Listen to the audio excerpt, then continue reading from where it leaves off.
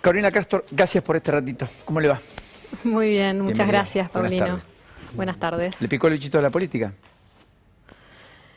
La verdad que hace ya rato que vengo militando algunos temas que tienen que ver con política industrial, política productiva, el mundo del trabajo, las empresas. Y ahora me picó un bichito nuevo, que es integrarme a un espacio que está en construcción, que lidera Florencio, y con todo un equipo alrededor, que la verdad que es un muy buen equipo, que viene pensando programáticamente un proyecto de país con el objeto de resolver los problemas que tiene nuestra gente. Y yo vengo a aportar lo que sé, que es cómo generamos empleo, ¿no? Bueno, claro, porque usted es una empresaria pyme. Está en la Unión Industrial Argentina desde hace un buen tiempo. Fue la primera mujer en sentarse en el directorio, si mal no tengo entendido. Así es. Por lo tanto, una de las que rompió el techo de cristal, digamos. Más de una vez ha hablado sobre esos temas, etcétera. Pero al mismo tiempo usted fue subsecretaria de la pequeña y mediana empresa en el gobierno de Mauricio Macri. Es decir, es cierto que el bicho de la política le picó desde hace un tiempo porque tiene una actividad gremial de militancia, pero es la primera vez que pasa la número 2 como candidata a diputada nacional acompañando a Florencio Randazzo en un rol ya de mucha mayor visibilidad. Y ese es un partido ya no tan sectorial, ya más partidista, digamos. Sí. ¿Está envalentonada con ese desafío? No, no estoy envalentonada. Lo que pretendo hacer es seguir aportando lo que sé. En su momento tuve un cargo, como bien decís, en la función pública como subsecretaria PYME en la gestión del gobierno anterior. Desde ese lugar quise hacer un aporte, que era un aporte hacia la generación de empleo y de las pymes. Hice una ley PYME. Esa ley PYME pasó en el Congreso, casi por unanimidad.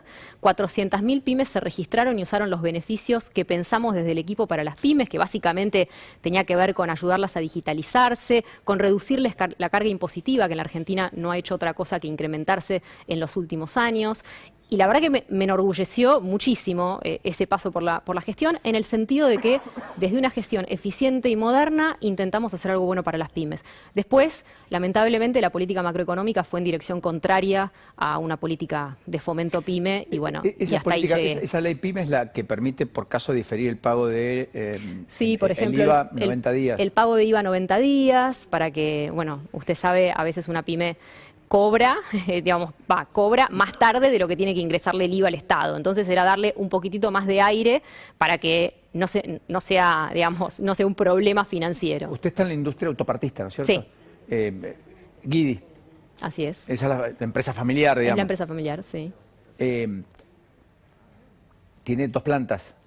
Tenemos 2 plantas, empleamos a 500 personas, una en Bursaco, la otra en Zárate. ¿Cómo es ser empresario en la Argentina?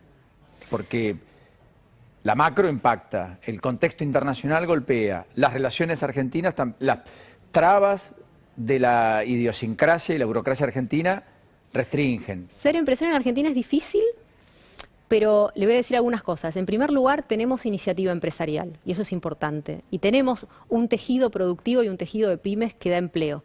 El problema, desde mi punto de vista, es que en la Argentina conviven 3 Argentinas distintas. Una Argentina que es una Argentina que está en la vanguardia, que es tecnológica, que exporta sus productos, que vende un chocolatín, un bombón de chocolate a 80 países, que generó el Amazon de América Latina y un montón de otros unicornios.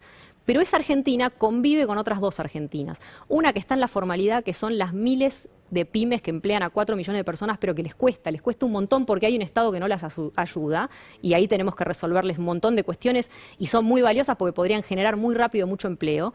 Y después tenés una tercera Argentina, que es la que nos duele a todos, que es la Argentina de la marginalidad. Es la Argentina que nos compele a crear más trabajo, porque necesitamos 10 millones de trabajos para poder sacar a la gente de la pobreza, ¿no? Entonces, conviven esas 3 Argentinas y fíjate, tenemos empresarios que están a la vanguardia tecnológicamente y tenemos empresarios pymes a los que les cuesta, pero hacen un aporte valiosísimo empleando gente. Y lo que tenemos que encontrar es una manera para integrar a todas esas Argentinas en una sola Argentina, y eso se hace con más empleo. Está bien, pero ahí Randazzo dijo en algún momento, y le meritó algunos cuestionamientos desde la CGT, que finalmente los dirigentes sindicales muchas veces son un obstáculo para las leyes para mejorar el empleo en la Argentina, porque la verdad es que más de la mitad de los que trabajan en la Argentina están en el sistema informal, no están en el sistema formal. Cuando se discuten paritarias, esa discusión le es inexistente a más de la mitad de los trabajadores en el país. Así es. Entonces ahí tenemos un problema. ¿Usted también cree que finalmente, al final del camino, los sindicatos también van a tener que rever posiciones y que son un obstáculo para estas reformas de Argentina? Crear trabajo en la Argentina y en cualquier lado del mundo requiere muchas cosas, no es una solución y sencilla. Entre esas cosas, la cuestión de las relaciones laborales es un aspecto a debatir y a tratar. Yo creo que tenemos que modernizar los convenios colectivos de trabajo, que en la mayoría de los casos se firmaron hace más de 50 años, son de la década del 70, están pensados para una Argentina distinta, para un mundo distinto en realidad, y no están adaptados a la realidad de hoy. Y mientras otros países se adaptaron a las nuevas realidades, a una industria mucho más tecnológica, a otra manera de producir, de consumir, etcétera, nosotros seguimos con relaciones laborales que son de antaño y tenemos que modernizarlas. Y yo creo que hay ejemplos de algunos convenios en donde se ha modernizado y hay otros que no, y tenemos que dar ese debate. Y sería un debate bueno, creo, de ganar-ganar, porque aquí nadie quiere que se pierdan derechos, pero sí queremos que las personas que no los tienen, porque están en la informalidad, puedan tener un trabajo. ¿Y cómo se hace eso?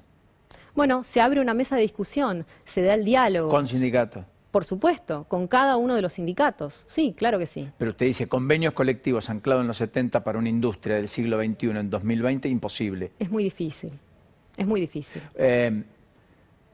¿Siente que hay una discusión todavía entre industria y campo? ¿Cree que el gobierno tiene una mirada sesgada sobre el campo, particularmente a propósito del cierre de exportaciones en la carne, etcétera? La Argentina está llena de falsas dicotomías que tenemos que empezar a derribar. El mito entre campo e industria como si fuesen dos polos opuestos que no se complementan no es real. Si uno mira lo que pasa en el campo está la industria también. Hay una cosechadora, hay una sembradora, hay un fertilizante. Para que haya un fertilizante hay un polo petroquímico en Bahía Blanca. No existen. Las falsas dicotomías no nos llevan a ningún lado. El campo y la industria se van a imbrincar cada vez más y los servicios también van a ser una parte cada vez más importante de la economía del futuro. Ese valor agregado en la Argentina, ¿cuesta crearlo? Ya hemos quedado algo descalzados, tenemos un problema de generación de ese valor agregado a propósito de una educación que ha quedado por detrás de los desafíos que la producción impone. Es el gran desafío de la Argentina, pero es el desafío del mundo, y yo veo una oportunidad. Creo que la Argentina tiene una oportunidad si es que establecemos buenas reglas de juego y tenemos un liderazgo político que nos lleve hacia ese rumbo, que es el siguiente. En el mundo hay un debate sobre cómo desarrollarse, porque no podemos mirar las experiencias pasadas de los 60, de los 50, mismo de la Argentina, porque ya no aplican a hoy, porque hoy estamos en un mundo totalmente distinto. Entonces, el mundo está virando hacia qué producimos y cómo consumimos de una manera mucho más tecnológica, digital, amigable con el medio ambiente, ¿no es cierto? Mientras el mundo hace esta rotación, la Argentina tiene que hacerla también. Entonces es una oportunidad, porque el resto del mundo está cambiando y nosotros podemos cambiar también, pero para eso necesitamos otras reglas de juego. El Estado tiene que ser un Estado eficiente, eficaz, que brinde servicios. Este es un Estado, por consecuente, que no lo es ineficiente. Nosotros tenemos un Estado que en los últimos años, por ejemplo, en términos de educación, ha gastado gran parte del presupuesto que tenía en aumentar la plantilla docente. Sin embargo, la calidad de la educación es una calidad que a veces hasta ni estamos midiendo. Entonces, lo que digo es, tenemos que trabajar con el Estado que tenemos para hacerlo mejor. Y eso es posible. Y por eso, de alguna manera, me entusiasma cuando veo, digamos, personas que pueden gestionar y hacerlo bien. Florencio lo hizo en el ministerio cuando tuvo que hacer la renovación de los DNI, de los pasaportes, etcétera. Yo tengo esa misma visión. A mí me dieron una tarea en la gestión del gobierno anterior, que era hacer algo por las pymes, e hice una ley pyme. Creo que si somos muchos los que queremos ir al Estado para cambiar las cosas, creo que Argentina va a estar mucho mejor porque tiene el potencial para estarlo. ¿Necesitamos más pragmáticos, menos ideología? ¿O más pragmatismo, menos ideología? Necesitamos pragmatismo, modernidad, audacia y valentía para tomar las decisiones. Que el gobierno nos exprese sobre lo que pasa en Cuba, donde Michelle Bachelet hoy ordenó o pidió por la liberación de los presos políticos, en un pueblo que ha salido a gritar por libertad, patria y vida, ¿no? ¿Da cuenta de la política exterior de la Argentina? Argentina tiene que tener una política exterior consecuente y coherente con quiénes somos como país. Somos un país democrático que abraza la democracia hace 4 décadas. ¿Usted condenaría lo que pasa en Cuba? Estamos orgullosos de tener elecciones y de tenerlas ahora. Y Cuba es una dictadura en donde la gente no puede elegir. Digo, eso está claro. Y nosotros tenemos que, en el concierto internacional y en la región, ser la voz de quienes ponemos en valor la democracia, que es algo que a nosotros nos costó un montón, pero hace muchos años cuidamos. Martín Guzmán dijo hoy: si no lográsemos un acuerdo con el Fondo Monetario Internacional, enfrentaríamos una situación muy desestabilizante. Martín Guzmán, paréntesis, ministro de Economía de la Argentina. ¿Comparte? La Argentina tiene un riesgo país de 1.600 puntos. Sí. A pesar de haber acordado la deuda con el sector privado, con los acreedores privados, seguimos teniendo un riesgo que de hecho cada vez es más alto, de 1.600 puntos. Y eso refleja, de alguna manera, la desconfianza que hay sobre nuestra economía. Y es un problema que tenemos que solucionar. Si queremos crear empleo para las 10 millones de personas que no están en el sistema, necesitamos que la economía sea confiable, necesitamos que una pyme que quiera invertir pueda tener financiamiento, que una pyme que quiera exportar y se quiera financiar no tenga que pagar 16 puntos arriba porque tenemos un riesgo país tan alto, ¿no? La Argentina llegó al nivel histórico de deuda externa, según la última medición, y está en los 343.500 millones de dólares. Así es. Y con Alberto Fernández se endeudó en más de 24.000 millones de dólares adicionales a la deuda que ya recibió, digamos. ¿Qué somos? ¿Gastadores seriales, digamos? La deuda se incrementó considerablemente en la gestión de Macri, ¿no? Este gobierno llegó al gobierno con una deuda que era 2 veces la que había recibido el gobierno de Macri. Eso es un problema para cualquier gestión. Pero en este tiempo no se han dado todos los pasos que se tienen que dar para resolverlo. Y el principal paso, Paulino, es crecer. Para resolver nuestro problema de deuda nosotros tenemos que poder crecer. Y para crecer se necesita confianza en la economía.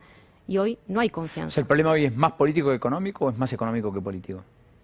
La confianza en una economía se construye a partir de un liderazgo político y con una visión de país, de modelo de país y de rumbo de país. Eso es lo que necesitamos. ¿Y hoy rápidamente. ¿Hay visión de país? Yo creo que hoy hay contradicciones dentro de la coalición de gobierno respecto a cuál es el modelo de país. Y también respecto a quién manda, ¿no? Lo pongo en estos términos. Cuando se toman algunas decisiones que van en un sentido y después se toman otras decisiones que van en otro sentido, y me refiero al sector privado, a la generación de empleo, que es de donde vengo yo y lo que quiero aportar a este espacio, es un problema. Es un problema porque el que tiene que tomar la decisión de inversión no termina de entender si el gobierno apunta a un sector privado dinámico o si en algún punto le tiene desconfianza, ¿no? Las decisiones que se fueron tomando. Cerramos la exportación de carne. Imagínese lo que eso provoca en un exportador que tiene un contrato que cumplir. Ese tipo de decisiones contradictorias nos meten más desconfianza y es un problema. Si va a la Cámara de Diputados, si es electa, va a tener que votar un montón, un sinfín de leyes, no solo en el ámbito económico, aunque el aporte usted lo va a poner ahí. ¿Tiene definiciones filosóficas ya tomadas respecto a eventuales discusiones que se vienen, eutanasia, despenalización del consumo de marihuana, baja de la edad de imputabilidad, etcétera? Sobre algunas sí, sobre otras no. La verdad que no me puse a pensar en todos los temas sobre los cuales un Congreso pueda legislar y pienso sobre cada tema informarme, si es un tema que yo no conozco, antes de legislar. Me parece que un aspecto fundamental del trabajo del Congreso tiene que ser un debate informado. A mí me encantaría que tengamos una agenda previsible en el Congreso de cuáles son los temas que vamos a tratar, porque el legislador se tiene que preparar. No podemos pretender que sepa de todo el tiempo. Si no somos opinólogos, imagínense un opinólogo legislando. Eso no sirve, no le sirve a ningún país. A mí me gustaría tener una agenda previsible de temas, formarme en cada tema y opinar sobre los temas. ¿Siente que está en una batalla desigual en términos electorales con Randazzo y en la construcción de una alternativa por encima de lo que se supone son los dos polos más atractivos que además se potencian entre sí, como el oficialismo y la oposición de Juntos por el Cambio? No, creo que los dos polos han tenido su momento de gestión de gobierno y la gente no está mejor y la Argentina no crece y no se desarrolla desde el 2011, no genera empleos desde el 2011 y los dos polos gobernaron desde el 2011. Entonces me parece que lo que la Argentina necesita es una estrategia que nos saque del estancamiento, que nos haga crecer. Así que creo que hay una oportunidad para este espacio. Carolina, gracias por esta diferencia. Entiendo que es la primera nota de televisión que da en campaña ya, sí, puesta en el rol de candidata, sí. Así que le agradezco doblemente. Gracias, Paulina. Hasta la próxima, muy gentil. Pausa muy rápida y ya volvemos. No te vayas.